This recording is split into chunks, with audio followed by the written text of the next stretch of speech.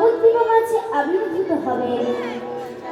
সেই দিন যে ভক্ত তাকে যেমন ভাবে ডাকবে, যেমন ভাবে তার ভজন করবে, পূর্ণ করবে।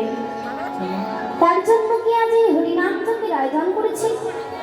হ্যাঁ, আরেকটি কারণ আছে বাবারা মায়েরা। আমাদের মতো পাপাচ্ছন্ন করি হয়তো জীবিকে মহাপ্রভু কৃষ্ণ উন্মুখী করবেন বলে প্রভু আমার হরিনাম যজ্ঞের আয়োজন করেছেন। হরিনাম যজ্ঞের আয়োজন করে পুরাবের ভাবে প্রভাবিত হলেন। আজ সময়রা পুরাবের ভাব কি জানেন? চৈতন্য চরিতামৃতে কৃষ্ণদাস কবিরাজ গোস্বামী বলছেন, কৃষ্ণময় কৃষ্ণ কৃষ্ণ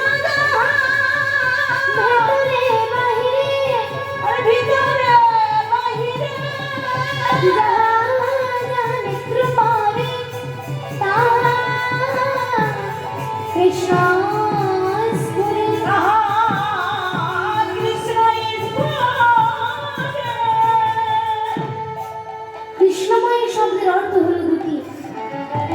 এক, যার ভিতরে বাহিরে সদা সর্বদা প্রাণ কৃষ্ণ বিরাজমান এবং যেখানে যেখানে দৃষ্টি পড়ে সেখানেই প্রাণ কৃষ্ণকে দর্শন করতে পারে। রাধা রসময় তাহার সহিত একই তত্ত্ব। আচ্ছা মায়েরা, কৃষ্ণময়ীকে কেউ জানেন? কৃষ্ণময়ী হচ্ছেন আমাদের শ্রীমতী প্রেমময়ী রাধা ঠাকুর।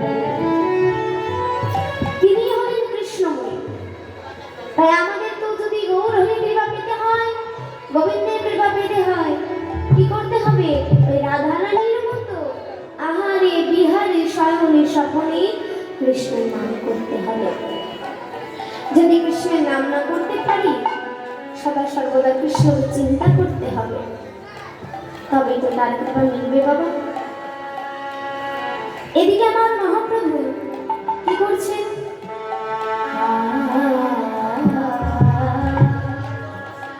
নিত্যানন্দ